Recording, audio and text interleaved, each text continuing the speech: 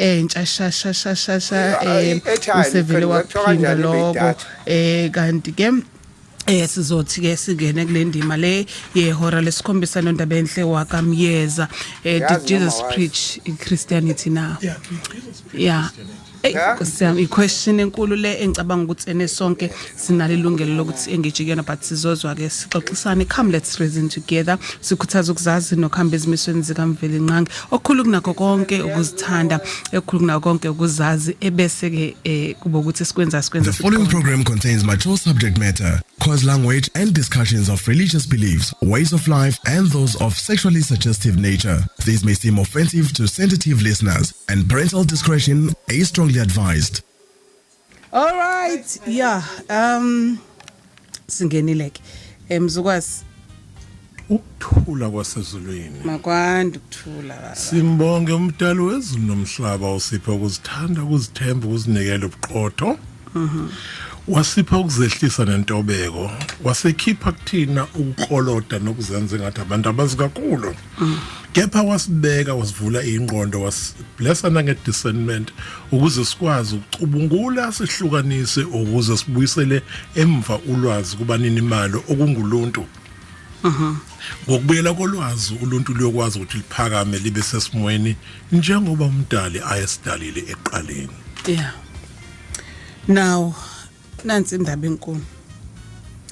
Did Jesus teach Christianity? No ways. There was absolutely no way that Jesus could have taught Christianity.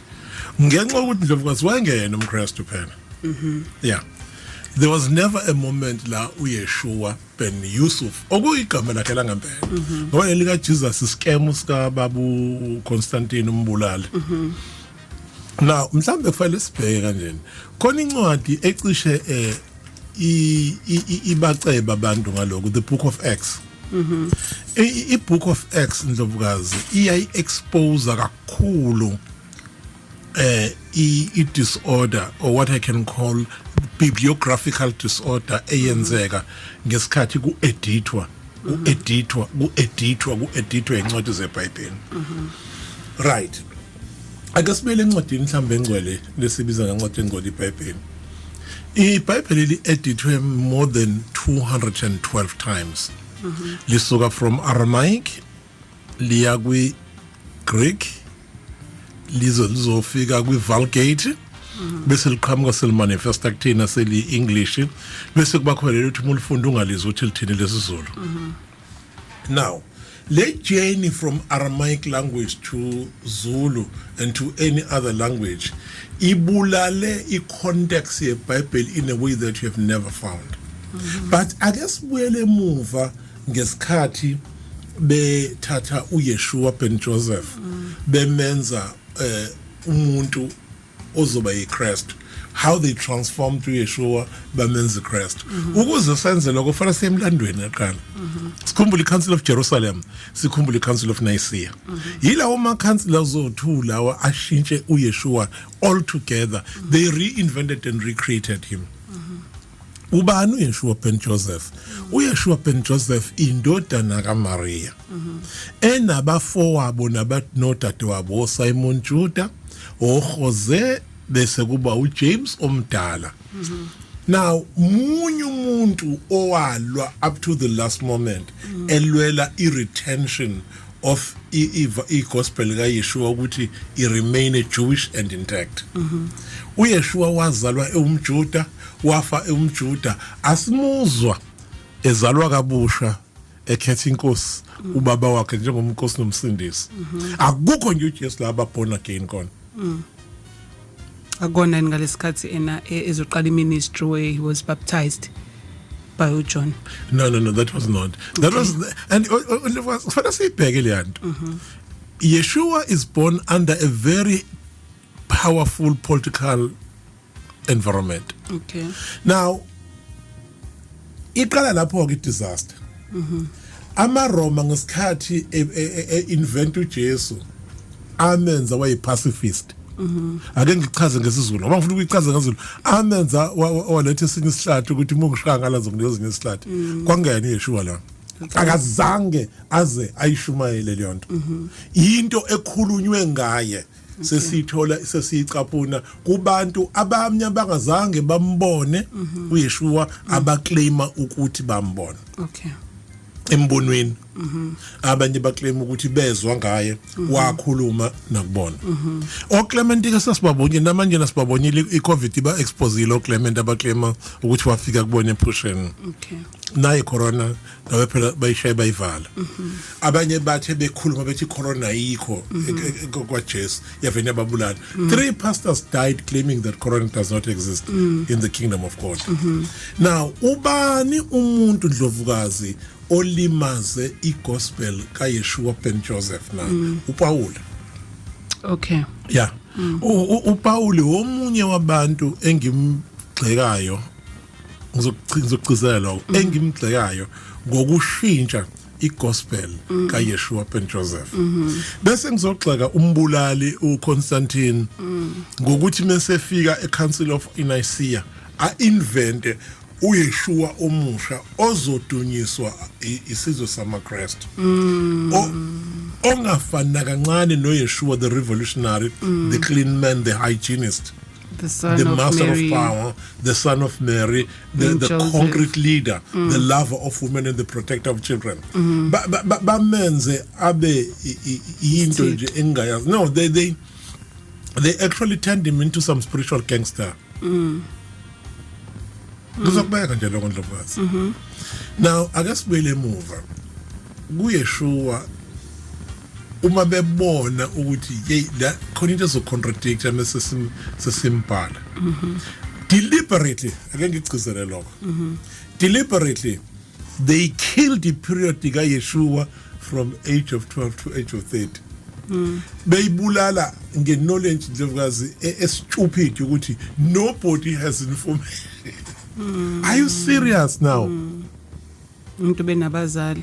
umuntu onabazali onabafowabo kodwa for some crazy reason no one knows impilo kaYeshua between the age of 12 no that is utterly rubbish I'm sorry ukusonsela lokho iplani yama editors of the scriptures ayezama ukuthi eyabo iagenda ifilaphe yabo basebenzisa into engicela umlaleli ekhaya ayilalele kahle ligama ngoba ngizocela uliguglishe umusu uliguglisile ubusi uyangizwa ngelichaza balizoba nerole enkulu kabi kule nkulumo namhlanje kukhonto ekuthiwa pseudo aqale siqala ngo P PSEU pseudo DOPI GRAPHY pseudopedography kuchaza ukuthini lokho Ndlovukazi ilokho ukuthi ufike uthatha incwadi yomuntu incwadi ikhuluma ngomlando kaNdabenhle uyithande lencwadi bese wena ngokho uthi usiyazi ngakundabenhle akadeserve umlando nje bese ukhipha igama uNdabenhle ufaka igama lakho bese ke uthatha ama events athile uwa-rewrite to suit your time isikhathi nezinto oyicabangayo ngokwakho ne-targeted market and the targeted market ngoba bazofunda lencwadi boom abantu sebazi ngawo bese wenza sure ukuthi lonke ulwazi ngoNdabenhle lu-contradictory abantu ababhala ngaye kuyadoubt even angiphathe besenze namhlanje even nabake bam-interviewer ake sithi lento yenzeka 300 years later kuthiwe nabantu abake bam-interviewer kune-suspicion ukuthi kwangeyena kahle hle uNdabenhle kodwa la i-footnote nama-headlines ayashathi this is Mr. Ndabenhle Myeza the human behavior practitioner siyabonga i-technology oba thina sebezoyizwela wena uyikhulumela that's the thing hlasisha sebesithatha kushile no but yazi ukuthi khona there'll be masters who will deny that njengoba ukusho njengoba ngikurekhoda njengoba ngirekhoda you understand exactly it's what they did to Yeshua ben Joseph okay exactly it's so sad umcabanga to Yeshua spent a lot of time eKemet eEgypt lapha eLaxo eThebes eLaxo efunda nama spiritual teachers ulwazi African spirituality ake simqale lapha ufundeni uYeshua eKemet phakathi kwabantu bakubaba abamnyama nabo ufunde iphilosophy yomuntu omnyama, imvelaphi yomuntu omnyama. Sure. Wasefunda ngo-Amen. The power of Amen. Inanda 88.4 FM. When we return, more Inanda 88.4 FM. Alright, yes, sesibuyile ke uxolo. Hayi sigejeke ngenye indlela ke la. Ayisigeje ngenye indlela engingayiqondi nami uxolo. Alright, asiqhubekeni ke sisakhuluma ukuthi uJesu wake wayishumayela na i-Christianity. No, akazange wemjuda. There was no way that he could preach Christianity. Yeah. He was born a Jew, Torah adherent, celebrated Jewish Passover, Pesach holidays, and all Purim. Wonke amaholiday enkolo yakhe ebujuda wawa celebrate. He was born of a very strong Jewish family. He very, very, very conscious about umphakathi wabo in a group called the SNS. Umphakathi omncanyana ama-SNS wofala under Nazareans. Ama-SNS, yeah. Okay. Babengayidli inyama, bezihlonipha, kwaziswa umuntu wesifazane nezingane kwakugcizelwa kakhulu inhlonipho yabazali izingane nomnjalo. So uqhamuka emphakathini onjalo immediately ufunda indlela zokuhlonipha umuntu wesifazane ukwazisa abantwana nokusebenzela umphakathi as a community goal oriented person. Iyona ke lento yenza ukuthi mesefika eKemet othisha babe in awe of him. Bathande ingane yomfana no 13 14 kodwa eyazisa abazali eyazisa umphakathi kangaka nokuthi imibuzo ayibuza uma ehlangene nama masters, the teachers of the word eKemet, kwakwenza ukuthi kube mnandi bakwazi ukubona naye izinto akwazi ukuzenza abakhombise Indlovukazi ukuthi lokhu abakwenzayo naye uyakwazi ukukwenza, ebakhombisa ini amandla kaMdali ngaphakathi. Now akasikhulume ngegama uAmen lelithandwa abazalwane kakhulu. Amen. Igama uAmen kusho umdali wezulu nomhlaba kodwa. Ayingiphinde futhi. Amen means God. Now uma esebuya uYeshua eselisebenzisa during the meeting laliqala kuthiwe amen uma uqala imikhuleko uthi amen egcineni. The Roman Catholic Church removed amen at the beginning, bashiya amen uma uqeda ukukhuleka noma uqeda ukwazi egcineni uthi umdali wezulu nomhlaba. Amen, umdali wezulu nomhlaba. Mangihlala nomuntu emgaqela athi awu amen Myeza. Umdali wezulu nomhlaba Timbali. Umdali wezulu nomhlaba Khoza. You see, and ungakhohlwa ukuthi lo amen even nabantu abangakholwa bayawusebenzisa. But how many people know the truth ukuthi amen usho ukuthini na? That was one of the things Ndlovukazi uYeshua afike wayifunda emuva, because abantu bakithi babesebenzisa i-mathematics at understanding the power of God. Now ayobukeka ukuthi lento ifike iyenze muphi umehluko bese uPaul reinvent. uPaul uyasuka wakha owakhe uJesu. Kodwa uJesu kaPaul umusumbheka ucashunwe kuartist. Uyabona lensizwa evele uyibona ethombeni ebeka isiklabhu emahlombe. Uartist lo no Apollo. You know, okaPaula uJesu ususwa kuApollo na kuartist. While uPaul ekhuluma ngokwasemhlabeni uYeshua ukhuluma ngeKingdom of God. Kingdom of God uYeshua. But akasibheka ukuthi uYeshua ukhuluma ngani ngeKingdom of God.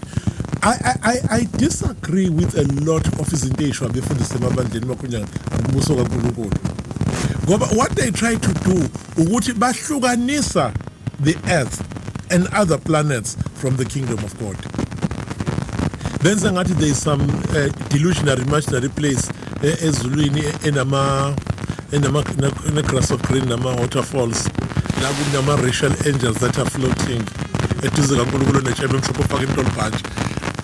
Yabona sesithambe Ndlovukazi si destroy iChristianity sayiqeda ngoba manje umuntu umethandaza uvana ucabange lekhehle limhlophe elinentshebe and leyo nto no le gloss encane ifaka ama-napkin ama-diapers so uthola ukuthi manjena umzalwane umKristu mecabanga the first picture that comes into the mind esale ekhehlele emhlophe nejambe emhlophe you know akekho umuntu othi bethana eve kubukhulu it took me almost 4 years ukumasterisha leyo ukuthi once ngicabanga ukukhuleka weNdlovukazi ngicabange the sea, the moon and the stars, the desert and the ocean just moving. I try to infuse that picture in my mind. Yeah. Ngoba lesekhehla namacherubhi nephambane encane ethwiklishayo asikho white robe and then white robes. long robe. Yeah, netepise eyisemafweni hey ndivungazabona yafantasy ayikho ngoba ingekho but akasibheka ukuthi ubani umakho lento upawula nobhululu bakhe Okay. you know kuze kuvezwe idavu liphethe into emlonyeni engathi lo yisakumaria zonke lezo zinto ama-artistic unavailable symbolism engathi shu ezama ukuchaza ubukhosi bukaMdali ukuze kuchazeke ubukhosi bukaYeshua. Okay. uYeshua wayemjuda akasibheke izinto ayicelebrateayo uNdlovukazi uYeshua wacelebrate iPurim wacelebrate iPeshach lokho abakubiza ngePasika uYeshua wayenama-disciples esiwaziyo abalandeli bawu-12 but check this out yini abalandeli baJesu bawu-12 ingenxa ukuthi kufanele kufulfilleke the Roman designation of celestial earth, the 12th earth, the zodiac and the 12 stars. Oh, okay. Sishawa ke astronomy lapha Ndlovukazi. Okay. Each and every disciple represent a constellation. Yabona leyo nto leyo. Okay. Awusho ke isiZulu leyo nto odisha manje each and every disciple. Wonke umlandeli uhambisana nenkanyezi ethile. Bese kuthi center kube ilanga, the sun. Who is the sun? uYeshua. Oh. How? Okay. Tata ijeni esuka eGibithe iyakephi abantwana bakaIsrael ijeni oyihamba ngo3 days bona behamba how many days 40 days nights and days angithi they hamba only two steps a day or 23 steps I think 23 steps a day again the 3 days originally kwakuyi constellation kuchaza ukuhamba kwenyanga iyosithela iqhamuka ngala iyosithela it's a celestial thing I don't think it has allowed it but when the Bible was created kwakufanele ababhali beBhayibheli bathathe ama-celestial events bese bewenza abe human ukuze kufithe uJesus Christ hayi uYeshua ben Joseph emuva ngizoshaya esasaGibithe ngibuye ngize ngala ngishaya esasaGibithe manje uzungadideki eGibithe sibona elapha uhlanya ake ngipinde yeah ulapha kanjani uyibone Ndlovukazi showered le ifakwa amajuda mengena ngaphakathi esinagoga lekubekwe ekhanda indwangu nje bekwe ekhanda as part of inhlonipho okay simbona ubani eyithatha le ndwangu ebese esonga ikhanda lohlanya ngalo ngesikhathi enza lokho uhlanya livele lisukume lime ngeenyawo lubambelele kuyena bese liyazibuza ukuthi ngubani mina you know nanda laligcola imimoya kwanele kwaphuma imimoya kulona laselikhumbula igama layo lakhumbula waliphelezela laze lafika kubo bathuka abantu bethi bayabaleka lavele lakhuluma ngokuthobeka baligunde ekhanda ngoba ilele zasezimahliphihliphi lagezwa kabusha in his presence wasiyashula leyo event yamdumisa into ongakazi uzwile not found in the Bible probably ikhona into ethi ayifani naleyo ishoyo Ndabenhle ukuthi I narrate the way you are narrating studio PD graph because nawa amadimoni wafaka ingulubeni that's the story kuthathwa kuthatha story kubhalwa istory sesayisho sekuthathwa indaba yamadimoni anenkulumo. Ndlovukazi, I'm gonna shock people. Azikho kuluzena amadimoni to surprise. Phela kuthiwa wakhipha la kulo omshoyo wafaka kuzona zayahamba zongena olwandle. Yenzeka sekwa Israel mesese eGibhithe. Ayibhaliwe, it's just part of what he did while he was healing people. Nayo kufanele abantu babe careful ke ngalo. Leyo event yenzakala. Then Ndlovukazi asekule vertical law. Ingulube akufanele ngabe umuntu oclaima ukuthi umKristu uyayidla ngoba it's known ukuthi biologically and medically inempethu ngaphakathi ayijuluki and amafutha ayo cause visceral fat. Kukhona abantu engafanele nje badle ingulube abagulayo ngoba interfere with the absorption of certain medications. Simple. Hayi ma ukhala ngengulube ke lezi insuku kuthiwa hayi ugqirhile ukuthi usebenzisa umuthi. That's why la ungayithandi ingulube. Basho njalo nakothi ayifunje kushuthi nje sayisimithi. No, ingulube is not supposed to be consumed by humans. Yeah. I guess kwenye event Ndlovukazi. Yeah. Kwaye kwaba nobhubhane bobon because of lockdown. Now kwacaca ukuthi abantu abafile Ndlovukazi idumbu zabantu zilahlwa kephi emfuleni because of ibhoboni bakhe ubhubhane. Idumbu zalahlwa Ndlovukazi zalahlwa emfuleni. Now also science Ndlovukazi baqhamuka nento baqhamuka nento interesting kakhulu Ndlovukazi bathi akungabe asaphuzwa amanzi kuze kulungiswe imithombo nemfuyo. So in the meantime akuphuzwe iwine in abundance. Lokho senthini la iBhayibheli isiphuza. All right. Ngifuna nje ukulungisa indaba kaPaul, the Paul of Jesus, the Jesus of Paul, and the Yeshua and Joseph the Jew. So inkambiso yamaJuda yonke yokudumisa umdali wabo uYeshua waye-observe. uPaul uthi akudunyiswe bani yena hayi baba wakhe. Yeah. No, and the incwadi ezi popular ku today's church is Paul. Izonisho yelwana. But if wasufundisisa ibook of Acts is a contradiction. Okay. Yeah, we are born in fact uYeshua becishe bephunyuka bemveza ubuyena kodwa futhi downplay. uPaul ukhuluma eEphesus, ukhuluma eThessalonica, ukhuluma eCorinth.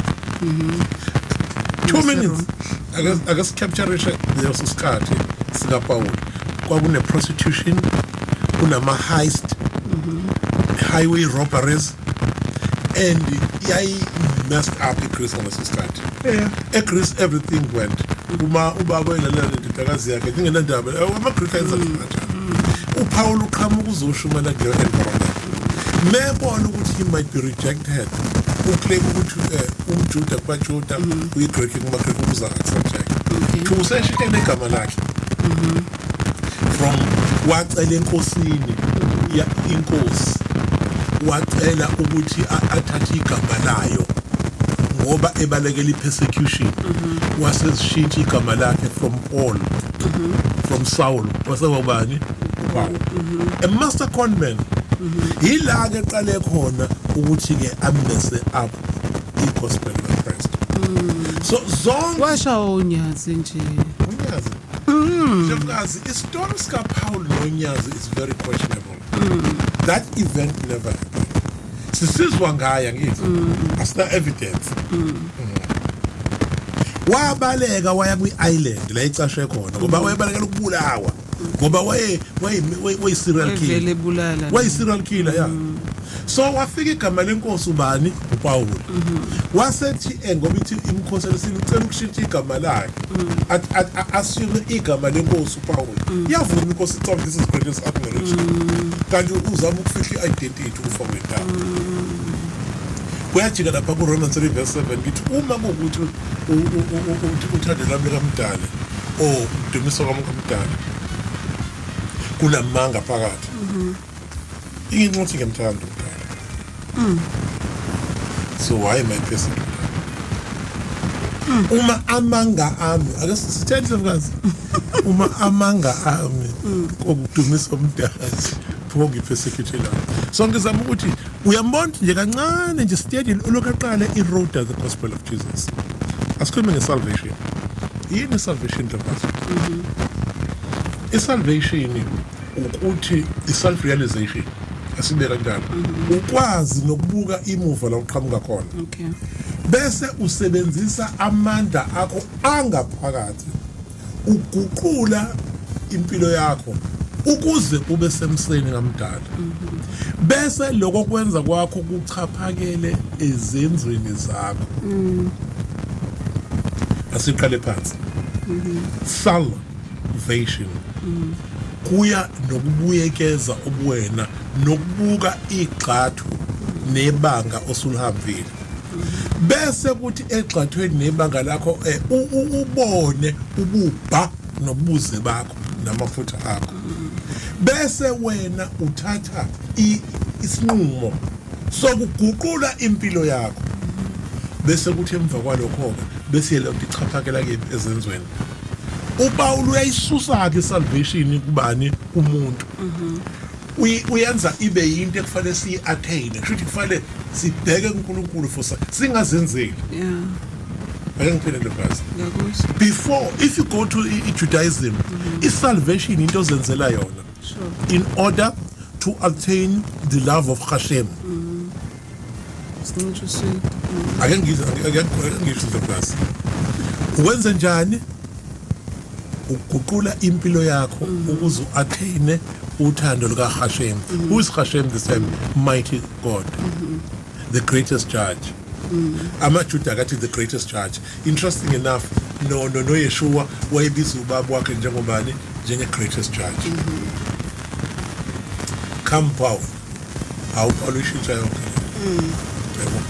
uthatha umuntu umphuca salvation usayenza ke salvation I-associate no-artist Apollo new dude Jesus so when i-salvation usuyithola kubani uJesu the idea is simple is to convert Jesus into a Christian and make him some Godhead because wevele umuntu as eYeshua eyidumele enza umsebenzi impela opure oclean eyifundisa isalvation eyifundisa abantu now the teachings are no longer there sekuyena isalvation instead yena kodwa ufundisa isalvation kodwa sekuyena ngokukaPaul akagcini lapho uPaul Ndlovukazi uya kulento ke sokhuluma ngayo controversial i-debate between works and faith faith and works umuntu simbona ngezansi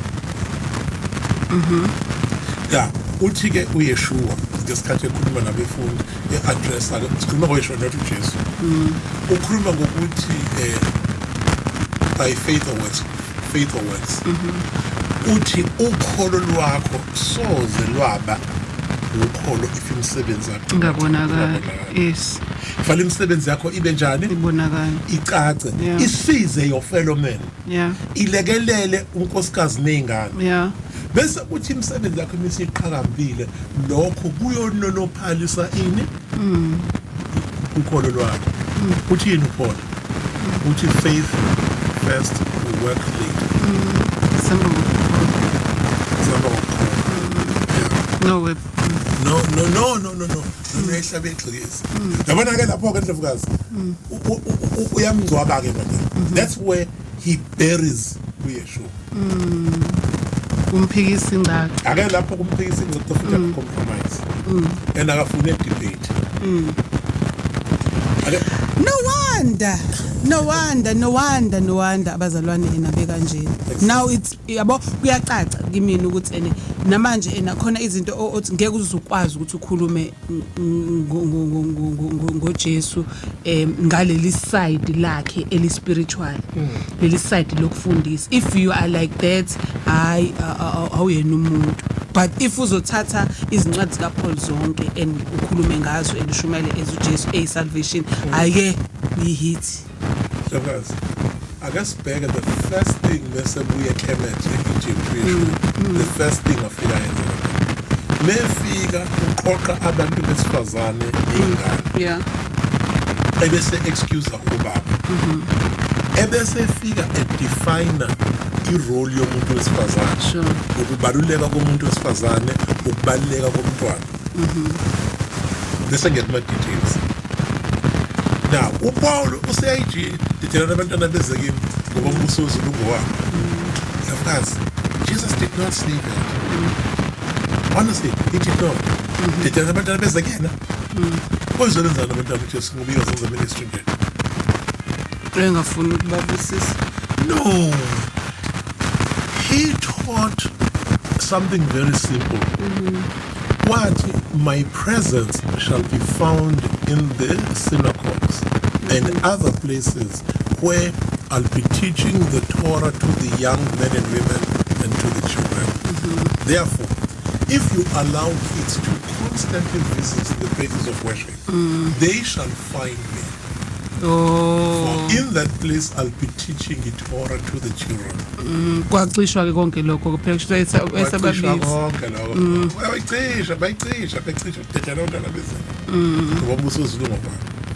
Now this is interesting which is that concept is very Judaish which the kingdom of God starts in the learning of the Torah. Umbuso kaNkulunkulu uqala ngokuthi wazi ini iTorah. What they were supposed to have done, but umbuso kaNkulunkulu uqala ngokufunda iBhayibheli. Unfortunately, but the knowledge of God starts with your understanding of the Torah. Yazi mhlawumbe ukufazela kancane kuleyo nakhona mangifunda ngendaba ePashach ePassover ngangifunda nje amaJews enze njani ngangibona ukuthi okay lento mostly as they are doing it every year benzela abantwana ukuthi bakwazi ukukhula bazi ba understanding umdala. Exactly.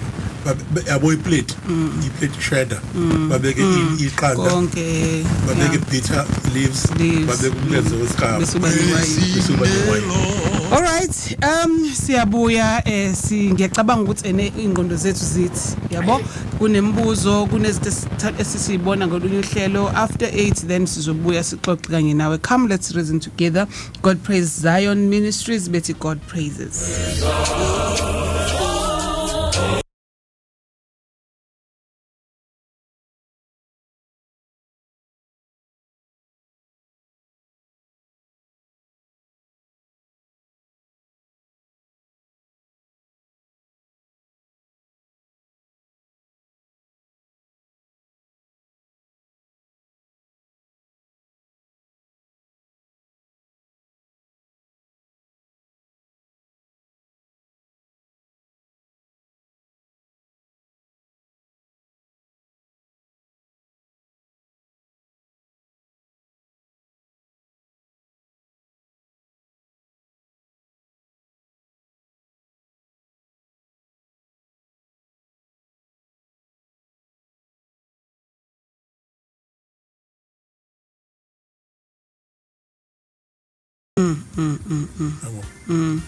Now ngiyikhumbula leyo nto enjalo and angizange ngize ngiunderstand ukuthi iza kanjani. Ubalo uthi awuJesu uyanayina dlani nawo suka ngajela uKristu la Uyisho kanjani leyo nto? nama ngazi ukuthi uPaul wayisho kanjani lonto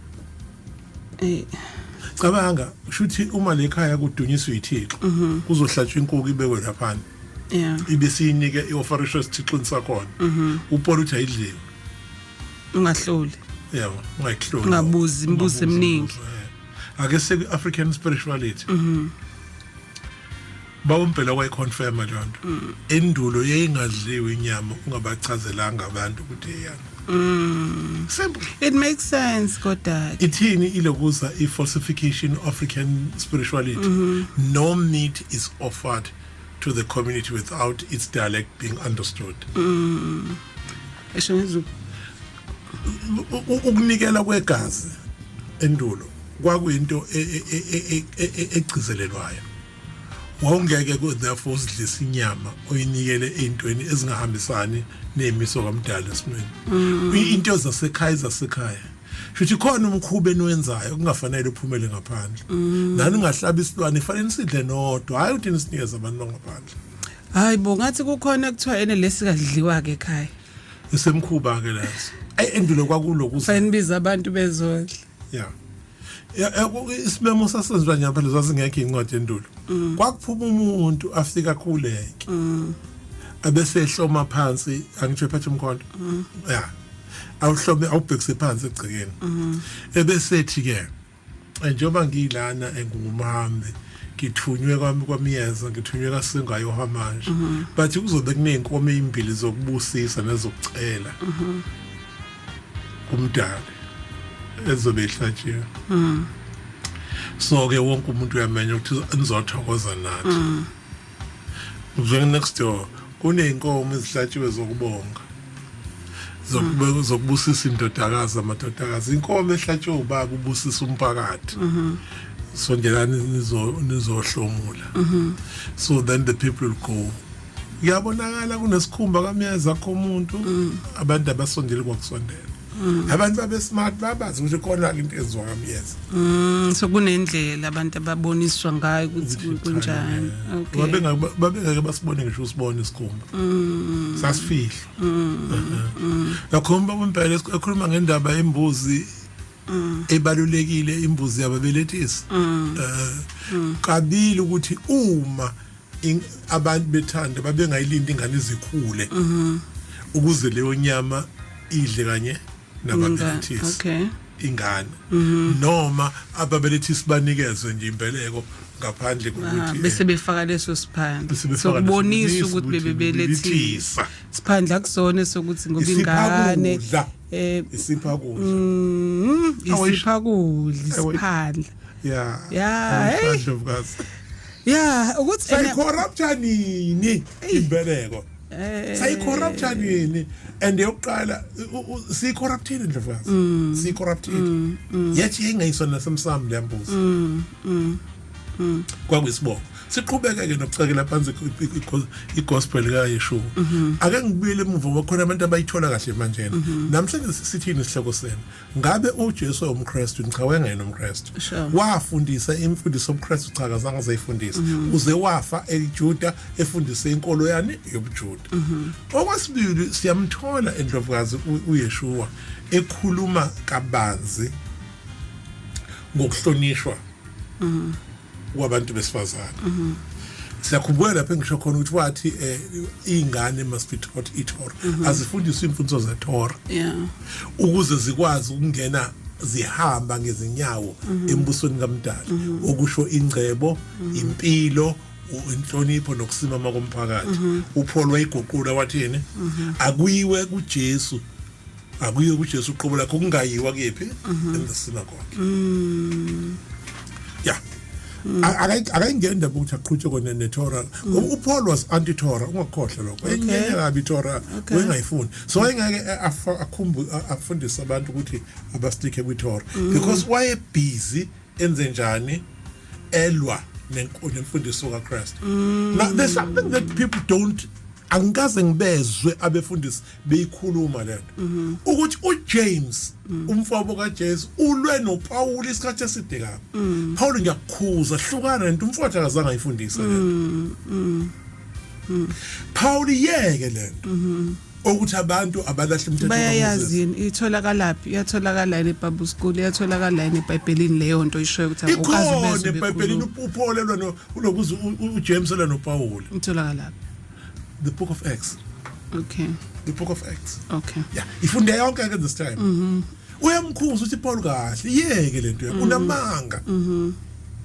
uPaul ebesenza njani then what Paul used to do wayathumele iPi ukuyobheka ukuthi ukhona noJames kuleyo area mebona uJames ukhona ngakasayi sezoyishintsha ijeni so the Acts khona iverse osifundise lona Acts 2 verse 2 ubani okhuluma lapho etshela ba ku Acts verse 2 uJames ukhuza uPaul ngalento yakho ukuthi Paul hlukana neapostate ulwazi olungelona iqiniso olungasuki umfowethu uyabo ngoba ukhuza lento inyama enjani ema idols ukhuza ukuphikisana nomthetho kabani kaMusa uthi uMusa ukunifundisa isokana uthi ilahlani lonto all right James yamonisha uthi ngizakukhuza ngiyakhuza ongipha angazi noma kukhona mhlawumbe njengamanje kwena ngiyazi ukuthi ngibamba off guard kodwa ke ngiyazi wena uyindoda enolwazi yes namhlanje ngokwe calendar lethu usuku lenza labantu usuku lo mama angifuni ukuthi debate lokho nawe ngiyawazi ama views akho ngendaba zami zethe ise calendar but ngifuna ukuthi usinikeze ezikade ukhuluma ngoJesu nabantu besifazane nokubathanda babo but ngifisa ngathi ungasivezela the Nazarians bantu besifazane okay how they were like ababelethisi nabazali ngalesa sikhathi babefundiswa ukuthi babakhulise kanjani abantwana babo and what is Jesus saying kulo okay kwaku I mean Yeshua uYeshua wayebhekene nama group awu3 amongst women there were teachers female teachers of the Torah yeah ababefundisa ingane kodwa beyifundisana emakhaya abalevi babetheni umuntu esifazana akasondele duze kweTorah okay Yeshua gave women the Torah okay balfundisa ngengane okay patriarchy it's best weshawe crash patriarchy wasethi ngoba bazonharasa baniphoxe ekhengeni sifundisene ekhaya ingane okay sekufike ngichazele mangifika mina all right ngiyakuzwa honoring women igroup yesibili kwababelethisi amadwala DOULA uJesu wayi address leyo group yabo wakhuluma nayo eyifundisa ngepurity of thought ukuthi uma ungumbelethisi kubaleka ukuthi umuza uzobelethisa ubelethisi engokwazi ukuthi uthatha esandleni sikamdala uletha emhlabeni as a result wayithanda into ayifunde eKemet ukuthi amakhosikazi amaNazarian amaHebheru babethi uma bebeletha baguqe bangalali ngomhlana unkosikazi eguqile kubalula ukumukela ingane ayiwi kukhona into ekuthiwa ishoda indwangu iphuma na kahle futhi ingane ayivimbeki ngoba unkosikazi unjani uguqile it's black women in Egypt in Kemet ababebeletha benjani beguqile the Greek and the Roman women babelela ngomhlane bavula imlenze the black women babeguqa beguqile basikwathe kahle to allow the child and it made ababelethisi to receive very very well ngoba khona nesihlalo wangithumelele leyo indlela abehlala ngayo futhi mabebelethe bengalele though kusikhathi baguqe nje literally it was very very important okay now asiqedele indaba ke so the last group ke uJesu addressa yomama you know that wakhuluma kubone addressa now that's not in the Bible ekhuluma ngokubaleka kamama emphakathini the mother of community the mother of the spirit mother of the spirit uJesu wayechaza ngomama importance anayo ekuhlomuliseni umphefumulo wakho wasekhuluma the mother prayer umthandazo kamama ekhulekela indodana nendodakazi yakhe yilento ke which earned him the admiration kaMaria Magdalene wayengesona isifebe wayengadayisi ngomzimba wayengenawo amademoni awu80 njengo Roman Catholic Church yamcapha instead she came from a well-to-do family immediately that is the woman that fell in love with Jesus yaqala yangena kwi-ministry yakhe and iqhuquzela uJuanita iqhuquzela uShoshana Susan iqhuquzela angizokhumbula the third woman yeah, these were the most abayithandayo ukuthi how here is Maria. This has been a lonely woman. Even she's in love with such a greatest teacher, and no Jesus would never ignore her. She was always around. Yeshua and Joseph. So ngisama ukuthi uJesu ayekufunde ekemete Egypt the honor and the respect of the mother. Sibona esepractice kule community entsha. Okay. Hlambe before Ndabenhle siphelele lesikhathi and before we engage abalaleli. Now it's clear to me angazi thaba nawe emlaleli ongilalela. It is clear ukuthi ena bakhona abantu abalizwile ivangeli or intshumayelo kaPaul base belandela uJesu lo oshunyelwa uPaul bese kuba khona abazwayo futhi Inanda 88.4 FM. When we return, more of the music you love. Isixhumane kanye nawe inamba ke esingaxhumana kuyona it's 0861462632 okanye siya lapha ya ku Facebook page Inanda 88.4 FM noma kwi group yethu ke bayazi ke esihlala nabo njalo sikhulume kwi group ethi Asilungiseni lapha ya ku Facebook. Ndabenhle sikhuluma about uJesu uke wayifundisa yini iChristianity, uJesu uke wabalini umKristu na cha izinto ke eziningi ke neimpendulo ezinye kwabanye zitholakele ukuthi kusuke kanjani obani abamguqulile kahle nale part ethi kukhona abantu abasadideka ukuthi kahle masikhuluma ngoYeshua sikhuluma ngendodana kaMaria and there is this Jesus ekhulunywa ngaye uPaul akhuluma ngaye oyisalvation kanti there is this Yeshua obefundisa but manje bamshintshile lo Yeshua bamenza uJesu justification telefone nakho ke lo msindo futhi angazi noma ena uvuleke sengivula imic yakho angazi kwenze njani kuyonakala ngicela mhlambe sizama ukusebenzisa le mic ngala ngoba ivele by faith and justification by works. Okay, yeah. So sizokunikeza kithuba ke mlaleli ukuthi ushaye ubuze noma ngabe yini ofisa ukuyibuza ngizamile ukuthi ngilungisela ngiyacabanga ukuthi konke ku clear ke manje kulabo abakhalayo ngokuthi khona umsindo ngemohle. Ndabenhle let me give you ama questions abantu ngicabanga ukuthi lo obuza ukuthi ubani uYeshua sechazelekile sikwazi ukuyiphinda uYeshua nje indodana kaMaria igama lakhe langambala Jesus is an English name Yeshua ilesingisi isingisi khona kodwa noma isingisi isingisi liqhamuka kuZeus kahle hle ngosulibheka kahle la khona Council of Nicaea.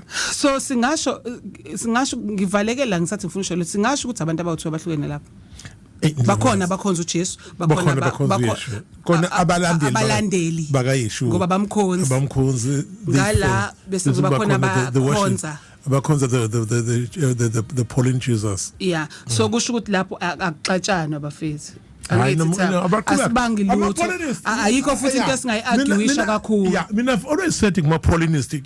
Keep it up brothers. Keep it up. Landele and ngulube hlobo ngani because your master says so, not Jesus but Paul. Yeah. So ibalekile ke le uthi sigcizelele bafowethu ukuthi umuntu angasho ukuthi ena uNdabenhle usifundisa into engeke le oyibambile ifundi it's just that manje kubuyelwa kuyinyama yethixo hlobo ngani uPaul uyasho njalo hlobo ngani nidla inyama yethixo nihuqa ingulube ningasekhamsize. Yeah. December 25. December 25.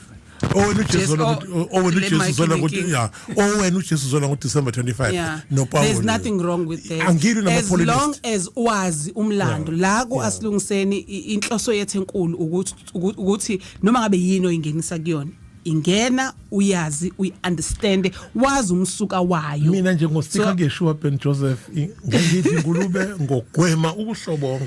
Yeah, ngenzela ukuthi kungabi khona umsindo kungabi khona yabo ngisho ngabe manje kule information osuyitholile wena uneka Jesu it's fine it's okay namhlanje bekuhlukaniswa kuvezwa ukuthi nalo ulwazi not a Christian. We can also research more ngale yonto nawe unalilungelo lokwenza lokho. Okay, ngenzela ukuthi kube clear sclerisha ukuthi sikwazi ukuxoxisana ngomoya owodwa ngomoya kaNkuluNkulu aye khumbuza ngawo njalo esifundisa ngawo uYeshua.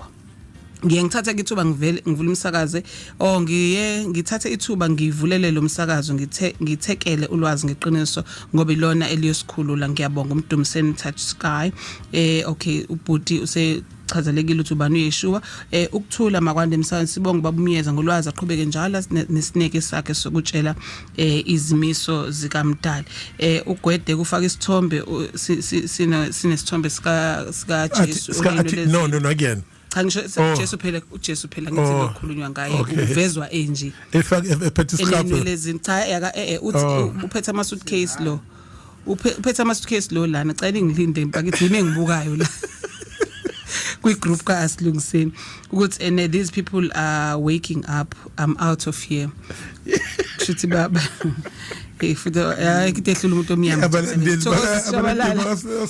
uthi ukuthula studio ngise Mlazi ngilalele kuhlelo but kunenkinga la ekhona umsindo I think it's sorted out siyaxolisa ngawo nathi asazi kwenze njani ukuthula makwande unazi nayikhuluma indaba enkulu kangaka cha kuyadinga ngempela ukuba umuntu athathe isinqumo sokuguqula impilo ukuze amkhonze kahle umdali siyabonga uMaphumulo okay ukhala ngomsindo xolani baba Myeza is very confusing. The day ethi in New Testament is all about the peace of family. I never thought he will regard any scripture from the New Testament as being authentic and even quote verse corner. It sounds like he's telling us the contradiction information. Okay, ukhala ngomsindo Babu Myeza, thank you Babu Myeza. God Almighty is not a Christian. One day he teaches the will of the Creator. Mlamuli Mbongo Paul uzisho yena ukuthi ngumpostoli wabezizwe. Abezizwe ke kusho ukuthi abalumbi. So iChristianity iqale eRome not eJerusalem. Lento yobuKristu ngathi iqale ngo325 AD kusho Mlamuli Mbongo. So let's go back to the confusing or the confused ukhonje sakasession abompela ukuthi iBhayibheli liphethe ini izinsomi inganekwane liphethe ini umlando bese liphatha futhi umlando womuntu omnyama mawubheka wathi nenhlamba yeah so senze nje sesibheke into ekufana abantu bakithi bakhanyisele umlando wabo uthola ukuthi iBhayibheli liyakhuluma ngalomlando kepha luhlanekezela bese subuyisele esimweni sawo umlando ake ngiphathe indaba kaJesu ngesikhathi ephulukisa uhlanye yabo istory sakhona sikhona kodwa musu sibheka la the peace of family babhale okunye phezulu kokunye in order that sizosuitha iagenda yabo you know that yeah yakhumbula le verse esalikhothela last week sithi I'm not here for the Gentiles I'm here for the lost sheep of Israel bese siyasho ukuthi asiqaleke Mizraim Put sibasha lezo ndawo these are holy places Egypt Ethiopia and Libya those are the holy places of African people okay now uthi ke uYeshua uzela isizwe sakube simnyama which is the lost sheep of Israel usakhona umlumbi leso sikhathi akakabi khona okay later on kuzongena iRoman did Jesus come for the Romans hell no ikhona abhala uJesu understand that ake ngiphinde uJesu uphile ngaphansi kombuso kaTiberius Caesar ngithi ama immigrant lawo ayefika phi efika endaweni yabantu abamnyama afika icolonize amaRoma kade kubusa bani abantu abamnyama eJerusalem isikhathi esiphi nabo akuJesu abantu abazele akabazele lamaGreek namaRoma se-invade indawo yakubo forcing even yena uJesu uqobo lwakhe forcing out of Jerusalem ohlala elokuzana eNazareth so ngizama ukuthi Indlovukazi that's where the problem is but yabona sengicaphunephi ngicaphune emlandweni eBhayibhelini yabo so there's no confusion kodwa ngizama ukucacisa kumuntu understand ukuthi uJesu uphile ngaphansi komuphi uSiza uTiberius that's number one uJesu yini engahlalanga eJerusalem isikhathi eside inxuthi kwagcola amaRoma ayizombulala even before ministry yakhe iqale fellowship ayihambe eyibheka there's a secret uJesu uhambe ngene endaweni zabantu abamnyama okay yeah and Ndabenhle on top of that the Aramaic ngathi ngezubaba uMbhele nawe you were saying the Hebrew Aramaic there's no letter J is it Aramaic no ayikho sisawukho uJ so ithi into masithi Jesu sithini sisashaya iGreek sikhuluma naye uyasizona akasizweni okay asithathe lo umlaleli siza ukuthi uthini namhla okay vele yabaleka bengithi ngiyalibamba lo lucingo okay uzibuze wena uthi ibambe ngakho manje sekucacile ikade negundane akufani abafuna iqiniso bayalithola okay uthi ke ukuthula ngiyabonga namuhla ngifunda incazelo kaAmen ngafundiswa ukuchaza ukuthi makube njalo yes you once said Ndabenhle nawe ena uAmen kushuthi ena ngenze ukuthi ena ngoba ithina esuke siqamba amagama sibiza amagama so that's another way of calling uGod ngoba you once said ene twani with my entire being mouth amen there's something no ulapha this is very interesting Hebrew of the time they saw the self as a representation of God so bayibathi ke ngobunkulunkulu bami ngiyazinikela yeah so that's why ngimunye yeah ngiyavuma konke ukushoyo okay yeah ngiyakuzwa ke lapho ngifisa ukwenza njena lana okay Thabo Dladla this is unfinished story kuningi okusafanele sikuthole ngendodana kaMaria ukuthula kube kuyena ngabe uye lo okwaprofethwa ngayo ngo2000 years ago before afike emhlabeni vele ke unembeza wami kwasekuqaleni awukazi uvumelane nami ukuthi uJesu lo osezwakala enguThixo akusiyo lo abaprofeti bakaJuda babeprofethe ngaye iminyaka eminingi before afike uYeshua waye kwinkolo yobuJuda full time ezochibiyela imithetho eyayiqoshwe ngoMose so usho njalo lokho uzothaba ngiyafika umzulu uthaba uthini obuJuda period akaza shintshe athinthini now ngingakugithi nasekuyabona ukuthi okay kusho ukuthi thina nayi indlela esithathwe ngayo sadidiswa that is why manje sekusalele lento ukuthi abantu bangasafuni nokulalela ukuthi hayi sekungakusho nikushoyo eMapule lapha eRadio but mina ngibambelele esiphambano noJesu walenga wangifela izono zami uyaphilisa but Indlovukazi uthini ngeantisemitic ungabusabaleka wena uthini ke kodwa manje inkinga yenza iBhayibheli linjani kuba antisemitic Indlovukazi yini kuba antisemitic ukuzonda ubuJuda nenkolo yakhona the very same Bible the Bible has got ama verses esingawabala antisemitic into engazuzu uyibona and kade njwade ngifunda la mangase ufunde njwade uma if we google ilento zeBhayibheli mhlawumbe lethe ufake iverse nombhalo wakhona kuvela ama translations amaningi buso uyabuka ukuthi koshe kosamlana ke okay ubhantu ichaza kahle hle lento ukuthi ngizwe yabona nje okay kulungile inkosi izosiza ngelinye ilanga ngifuna ukuthatha ama verse quickly usakopolota lapho ngifuna hey futhi Pumela. John 8 verse 44. Come back.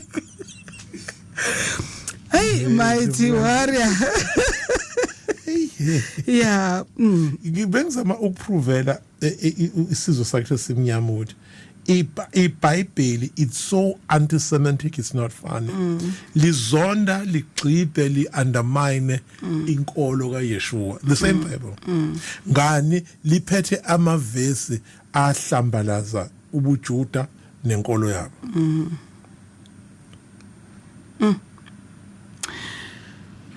ngiyakuzwa mina yeah Ndlovukazi ngizama la ukuchaza ukuthi angisafuna nokwasho la kuma verse yeah but it's for us ukuthi siwathole bese siyabukisisa kahle sicubungule bafethu ngoba kahle into ethi azanga abiyeke kubo uyena uYeshua waqhubeka neculture yakhe waqhubeka wadumisa umdali oyedwa waqhubeka wafundisa abantu ngomdali ofanele ukukhonzwa leyo nto isho into enkulu kumina namhlanje sawubona ukhuluma unenkinga lo uthandana nomuntu oyeshadile sasibuyisela kulokwa last week usebenzisa imithi manje uma ngiyecansini nomkami induku yami sivele iwe ingasebenzi ngalithola yini usizo Good morning. Frequency is not clear. Okay, we're trying to fix. I think manje guys seku right yabo. Manje angazi ukuthi mhlambe ama messages wena wabhaleni ningixolele mangiphinda kulongwafunda. Uqinisile uDimbane uPaul waxabana nomne wabo kaJesu ngoba wayephambana nezimfundiso zikaJesu. Ingakho uPaul wantantatheka wabheka eRome okungenzeka ukuthi wayenzela ukuthola iapproval from his masters njengoba wayethenge ubuzwe baseRome eyayikhonza izithombe. Uma ke usubuka eRome uthwala ikhanda uya eGreece. Uma usuka eRome uthwala ikhanda uya eGreece nayo eyayikhonza izithombe. Umbuzo uthi kungani engasebenzanga la kwakukade kufundise khona uJesu. Asithathe lo. Asilungiseni sawubona? Myeza. Siphilile njani? Hello. Ukuthola. Ukuthola? Okay. Yebo, ngeke ngibuze lawe Mapule lo ngifani lo kaGasa asebenzelana eDamen. Umbuzo wami sekuthena uJesu njengoba sesazi ukuthi uzalwa intombi into uMaria uma seqhamuka lapho sebeqhamuka lapha abafowabo. Laba sithu nabo manje kanti kuvela lapho noma abafowabo laba babezalwa ubani ngento kahle kahle. All right. Mhlawumbe mhlawumbe ngenza babengazalwa uMaria wazalwa uJoseph kwenye indawo. All right, sure. Sure. Akazange angithi usasanda ukujoyina ke ngoba yakuyachazwa letho. Yeah. Yeah. Intombazanyana esencane means Alma. Akushiwo ukuthi virgin in the original script. Okay, King James wafaka uvirgin. Okay, ngicela ukuthi understand ukuthi abantu babuza ngoba into ibhalwe kuleli Bible esiliphethe. Esiliphethe. Yeah. So alikho elichaza leyo nto ukuthi Alma, alikho sinalo thina elithi ene Alma. Yabo. So that's the challenge. They will ask this question. That's the challenge. Yeah. That's the challenge. So where do you find the word Alma? It's contained in the original Hebrew Bible. Elichaza uMaria. Limchaza futhi njengonkosikazi kabani? kaJoseph. So do we find it anywhere? No, you can't. Because when I desiphethe thina sithele incwadi mlomo mbovu. Pseudepigraph. Iyona la ufika ubhale khona ubususibhala yourself into the scriptures. Okay. So inkingi layo ukuthi kushithi we must mhlambe fanele siqhubeke kakhulu senze some digging bafowethu ukuthola sithenga incwadi sifunde sithola umlando because lo kukhona okungekona iqiniso kuloku okubhalwe la. Okay, ushilo.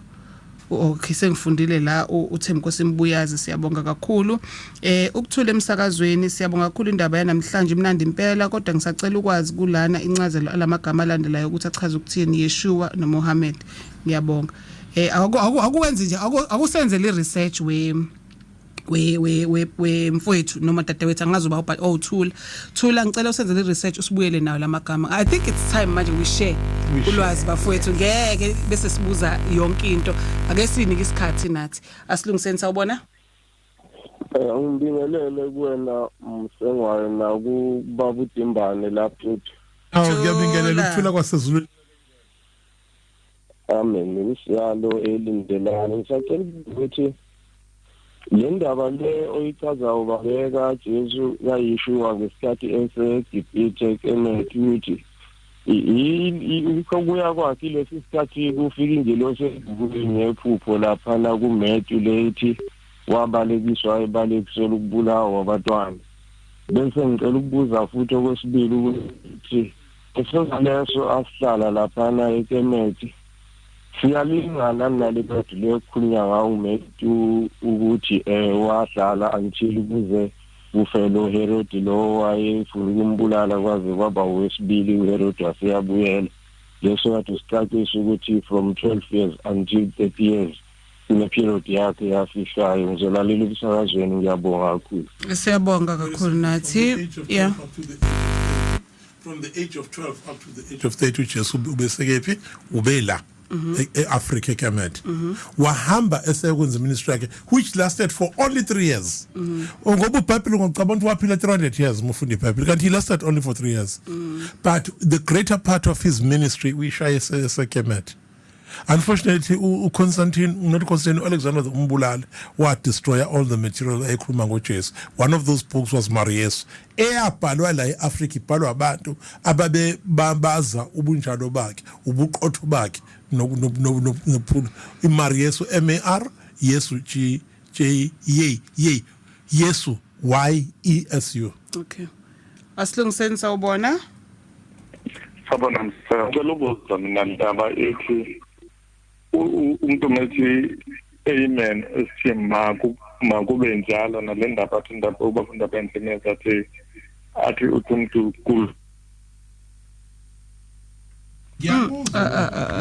umzethi uchaza ukuthi abantu but basebenzisa uamen that was declared a council of Jerusalem. Okay. Otherwise Indlovukazi uamen means almighty, amen ra almighty God, the Son itself. Okay. Ukuthula ngicela ukubuza ukuthi ukuthandaza kuhlanganisa izandla emoyeni ngabe isign yeyoni yini? No. Yini yoni? No, usho isithi sangaseso somuntu esifazana. Okay, sanibonani. Inkinga emasontweni basifundisa i-codependency syndrome. Emasontweni abasifundisa ukuzimela. Ngenze ucwaningo ezithukeni ngathola ukuthi abantu abamnyama bebe powerful spiritually and economically bengama billionaires abo Mansa Musa. Mina ke ngaphuma esontweni kagxila ezincwadini ngavele ngalungelwa izinto.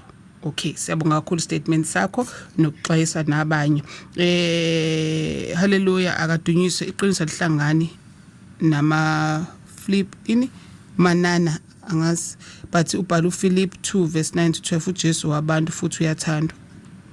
Guess akubhekele uthini uPhilip 2 verse 9 and 10 ukuthi uthini. Ayengibheka uPhilip 2 ukuthula uqinisi okay that we accept the so-called Holy Bible Philip 2 verse Philip 2 verse 1 phela sengibalekile kuleyo nto mina okay 9 and 10 verse 9 okay yeah nazia okay. I think we are done ngizama ukusheshisa ngabe khona umuntu othi angizange ngeze ngimfunda sithathe lo esabheka uNdabenhle Asilungiseni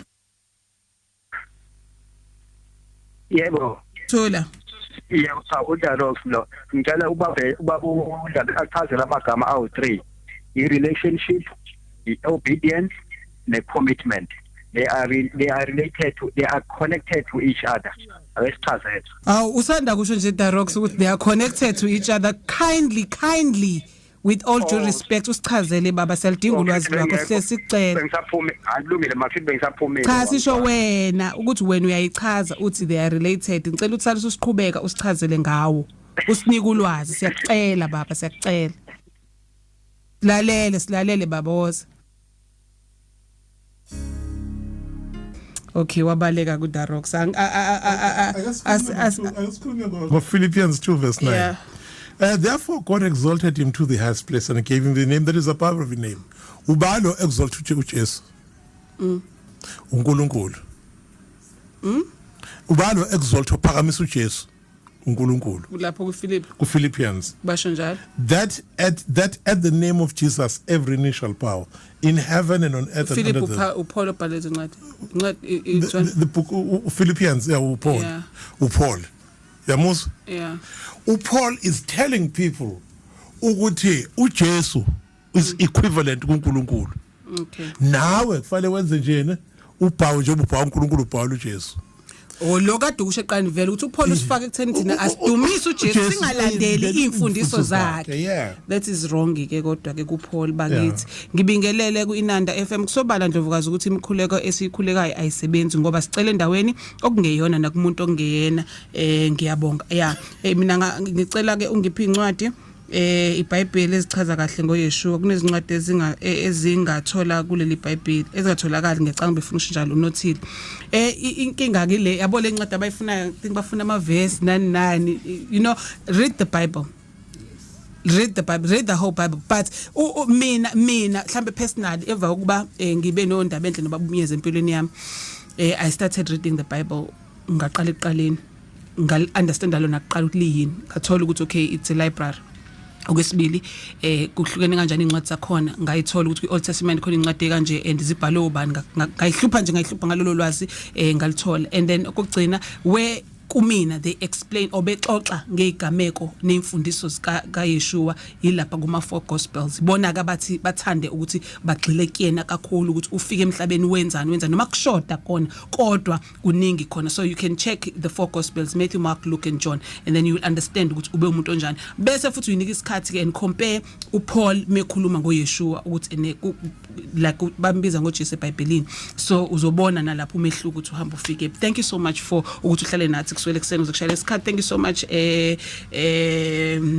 akaqedela igama lika Amen share lisho apha Amen Amen Ndlovukazi usho umdali wezulu nomhlaba Amen Ra usho umdali umdali wezulu nomhlaba Okay. so umuthi mina umusandazi usithi Amen uthi umdali Okay. Valelisa ngibonge bonela binanda FM ekuseni kuyisonto number 4 years inumber inumber 0732752447 noma engiyisebenzisa kakhulu 07666339954 angiphinde mlaleli 07666339954 Okay, ngicela ukuthi simsendele uWhatsApp noma imessage Ndabenhle please because incingo avamisile ukuyibamba ngifisa ukuthi kube khona umuntu cha kalibamba ucingo ubusy zingena zibe ningi at the same time so if ubhalile kuba easy content ngicabangile ngepermission yakho next week uma uvuma iprogram yethu ngicela senze ukuthi uma ni couple niqabana ngaso sonke isikhathi abazali babikelwa nina ngoba khona into esiyi common ukuthi sekuphele 11 years ngingabatshela abazali ngoba kungafundi bamzonde. All right, Mzothule, thank you so much. We out, world class music next. Ukhona Madobe.